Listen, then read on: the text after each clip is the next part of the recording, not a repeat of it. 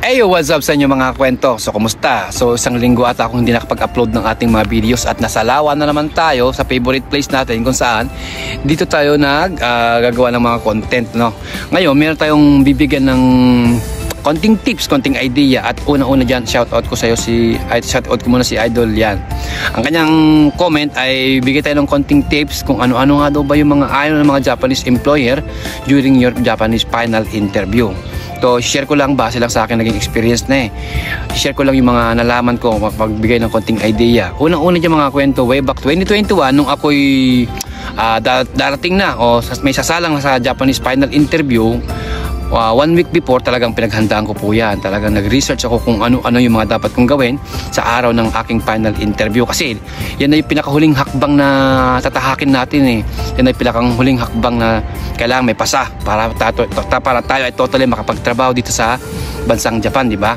Ngayon, way back 2021, nung ako'y may sasalang, kasi naalala ko na, gusto ko talaga noon ang pagdating sa mga Japanese employer, ang tingin sa akin ay talagang mahuhook ko ba sila?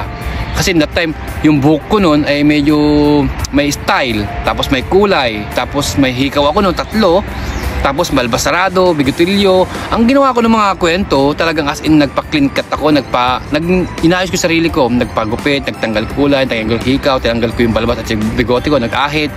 As in talagang gusto kong mabangon tignan sa Japanese employer at gusto kong isipin ng mga Japanese employer na pinaghandaan ko sila. Halimbawa, yung mga nabanggit ko, sa sayo, ayaw ng mga Japanese siya, may kulay buhok mo, yung buhok mo talagang as in, ang kapal-kapal na parang hindi ka na naligo, tapos yung balbas bigote mo, mag-ahit ka, ayusin mo sarili mo, yung physical outlook mo, gawin mong presentable sa paningin ng mga Japanese employer, gawin mong para bang talagang as in, interesado ka na makausap sila. Yun po yung gustong-gusto ng mga Japanese. Pangalawa, kung kayo po ay mahilig maglalagay ng mga pabango, o lalo yung mga matatapang na pabango, so sa araw ng inyong Japanese final interview, mga kwento, wag po kayo munang maglalagay ng mga pabango kasi hindi lahat ng Japanese ay gustong nakakaamoy ng mga pabango.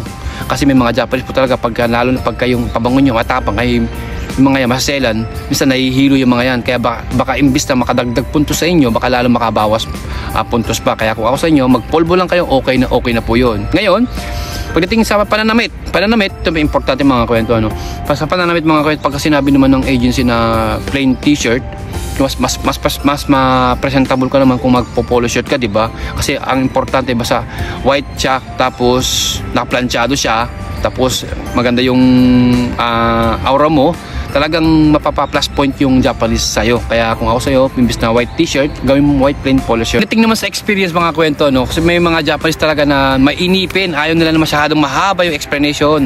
Kasi pagdating sa experience mo, nakita na sa may resume naman nasa resume mo naman kung ano yung mga nakalagay doon. So alam na ng Japanese, halimbawa kung ikaw ay isang pintor, alam na ng Japanese na ikaw ay pintor. Kung halimbawa kung ano ang naging trabaho mo sa Pilipinas, o paliwanag mo, ikaw ay pintor, kung ano ginagawa mo, kung ano siya.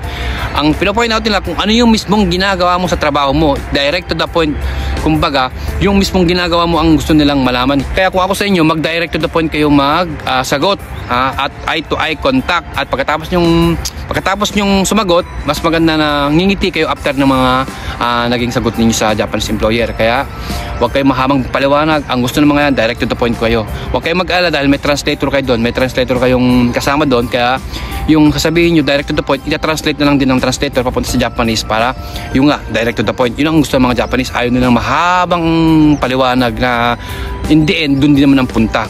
Ngayon, kung sasagot po kayo ng tanong nila, ayaw na mga Japanese yung likot, tapos pagsasagot kayo kung saan sa kayo nakatingin, tapos pagsasagot kayo parang hindi kayo sigurado sa sinasabi ninyo. So parang kabawasan sa punto sa kanila yung pagkaganoon ang nakikita na lang reaction ninyo.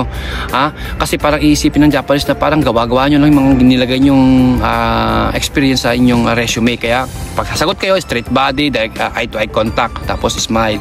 Yun lang po, wag nyo kung ano yung ginagawa ninyo sa halimbawa parang hindi kayo mapakali, parang hindi kayo as in talaga nakikita ng Japanese na nervous kayo. Kaya kung ako sa inyo, straight body lang kayo, tapos eye to eye contact. Kung sino yung nagtanong sa inyo at sasagot kayo, dun din po kayo titingin sa kanya. Kung halimbawa dalawa yung Japanese employer, kung halimbawa yung isa kanan ang nagtanong sa inyo at sasagot ka sa kanan ka din titingin, eye to eye contact. Pag sa kaliwa naman, hindi pwede yung nagtanong yung kanan at sa kaliwa ka sasagot. Hindi. Mas maganda yung kung sino nagtanong at kung sino sasagutin mo, yung doon ka din po haharap sa kanya. Kaya pagdating sa sa interview, sa question and answer, mag-research po kayo kung ano dapat yung gawin ninyo, kasi imbis na makadagdag o di ba? Baka mamaya makabawas puntos pa. Sa Gcash Showkay mga kwento, no. Pagka sinabi ng agency na kung ano lang yung mga dapat nyo i-research, dapat nyo i-translate sa Nihongo at sasabihin nyo sa Gcash Showkay nyo o sa pagpapakilala sa sarili nyo sa final interview, mas magandang sundin nyo po yung agency. Kung ano sa halimbawa ang sabi, i-translate nyo sa Nihongo yung pangalan nyo, kung saan nakatira, ilang taon na kayo, may asawa ba kayo, ano naging trabaho nyo, ilang taon ka sa trabaho ninyo. Kung yun lang yung mga sinasabi ng agency na sinasuggest sa inyo, na sasabihin nyo sa Gcash Showkay nyo, mas magandang yun na lang din ang sundin nyo. Kasi may mga trying hard po talaga na nagja-Japanese, pero pagka kinausap na ng Hapon na through Nihongo ay nakanganga naman, kasi doon nga sa kagaya na nabanggit ko, meron naman po kayo kasamang translator doon. Ngayon yung mga gumagawa na yon, totoo na plus point po sa kanila yon, pero matagal lang silang nag-aaral ng Japanese language o advanced na silang nag-aaral ng Japanese language, kaya kahit sa basic na kaya nilang sumagot. Pero pagka kayo naman ay first time nyo lang magsalita ng Nihongo at first time nyo lang din sabihin sa Japanese yung inyong pangalan, so mas magandang wag nyo nang pahabain na karaan nyo pang sasabihin na hindi makakatulong sa inyo, imbis na makadagdag puntos, makabawas puntos pa. Kaya kung ako sa inyo, kung ano lang sasabihin ng Japanese ng agency na sasabihin nyo sa Nihongo, yun lang po yung sabihin nyo. At kasi may translator naman po kayong kasama doon, kung ano man yung gusto nyo sabihin, yung translator na bahala na mag-translate sa Japanese employer. Kaya advice ko, kung ano lang sinabi ng agency, yun nga lang din po. Pagdating sa Gcash Showkay mga kwento, no, sabi ko nga sa inyo, loud and clear dapat inyong pagpapakilala sa sarili ninyo. Kasi kung hindi loud and clear at nahihiya kayo, ay baka makabawas puntos pa sa inyo yan. Kaya kung mas maganda, 1 week before practice na kayo ng Nihongo kung paano ipakilala sarili nyo, paano i-execute ng maayos, ng mabuti yung inyong pagpapakilala sa Japanese employer.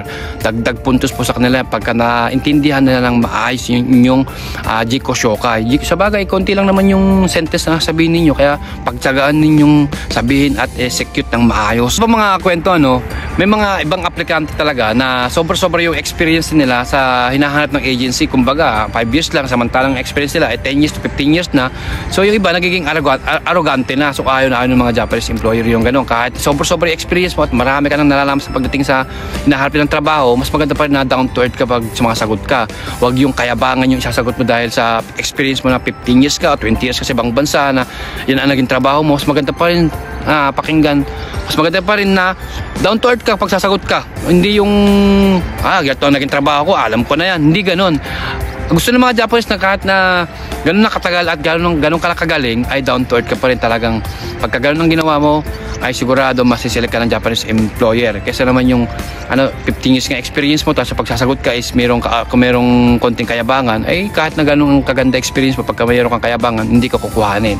Kaya pagsasagot po kayo at ang experience nyo ay sa 10 years, sobra-sobra sa experience na hinahanap ng agency, mas magandang pagsasagot kayo, down to earth pa rin kayo. So yun po yung mga pwede kong maibigay na advice or idea or tips kay Kuya o sa mga mayroong upcoming final interview dito sa Japan. Siguro mga 1 week or 2 weeks na bago yung final interview, mag-research na kayo, paghandaan nyo na mabuti yung mga dapat nyo yung gawin, kasi yan na yung pinakahuling yung pagsubok para totally makapunta at makapagtrabaho dito sa Japan. So ngayon, kung mayroon pa kayong ibang katanungan na pwede kong pwede kong masagot, alam kong kayang sagutin, tutulong at magbibigay ako ng idea sa mga taong nangangarap na makapagtrabaho dito sa Japan. So paano? Ako si Kuya Marvin at ito ang Margab Experience.